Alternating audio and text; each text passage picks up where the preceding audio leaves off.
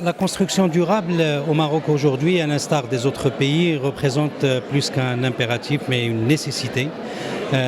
C'est une nécessité de transformer la construction conventionnelle qu'on a eue dans le pays depuis plusieurs années, plusieurs décennies, pour répondre aux différentes exigences. Exigences en termes d'efficacité énergétique, exigences en termes d'économie d'utilisation des ressources naturelles, des matériaux.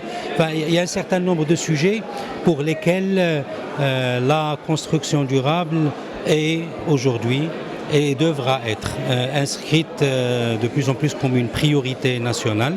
Elle a déjà commencé. Et on le voit à travers les différents échanges qu'il y a eu dans les différents panels. Il y a une réelle prise de conscience de la part des différents acteurs de l'écosystème sur la nécessité de réussir cette migration. Une réussite qui ne peut être faite par les acteurs en continuant de travailler chacun de son côté, mais une réussite qui ne peut être assurée qu'en mettant la main dans la main pour travailler ensemble depuis la phase de conception, depuis la phase de design jusqu'à la réalisation et l'achèvement sur le chantier. La durabilité ne concerne pas que l'acte de construire, elle concerne tout le cycle de vie. Et donc ça apporte encore la contribution un peu plus large en intégrant aussi les utilisateurs parce que l'essentiel des émissions sont faites pendant la phase d'exploitation. Donc c'est un travail collectif, réellement collectif.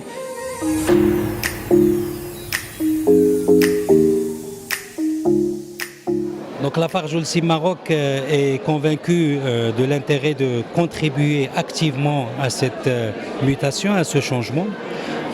Et cette conviction ne date pas d'aujourd'hui, puisqu'on avait commencé à y travailler depuis plusieurs années en décarbonant les opérations à travers l'utilisation, le recours à l'énergie électrique verte, à travers l'utilisation des alternatives fuel, à travers l'utilisation des alternatives pour les raw matériels. Donc c'est des éléments qui nous ont permis déjà de contribuer positivement à la réduction de l'empreinte carbone de nos produits. Ce travail-là est une nécessité. Il est indispensable mais pas suffisant parce qu'il faut aussi travailler sur l'enveloppe du bâtiment. Et donc lorsqu'on parle de l'enveloppe du bâtiment, on parle aussi de contribution des différents acteurs, architectes, différents fournisseurs de matériaux, entreprises en charge de l'exécution sur place.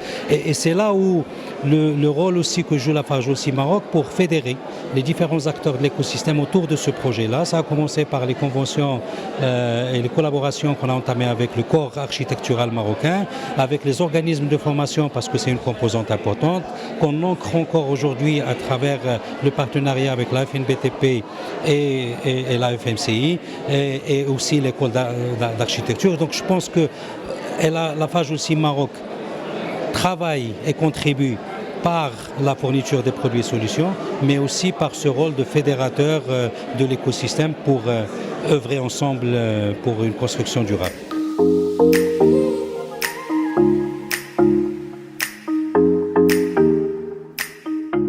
Je pense qu'aujourd'hui, effectivement, l'offre des produits répondant à ces contraintes ou à ces impératifs de développement durable commence à être présent sur le marché.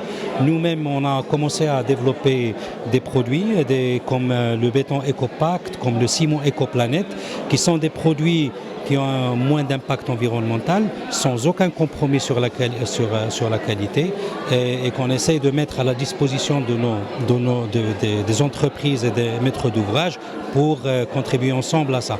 Ça ne se limite pas à ces produits. On est en train de travailler sur d'autres gammes complémentaires et je pense qu'avec l'effort de tout l'écosystème, l'offre s'enrichira pour donner les différentes alternatives, différentes possibilités aux designers et architectes.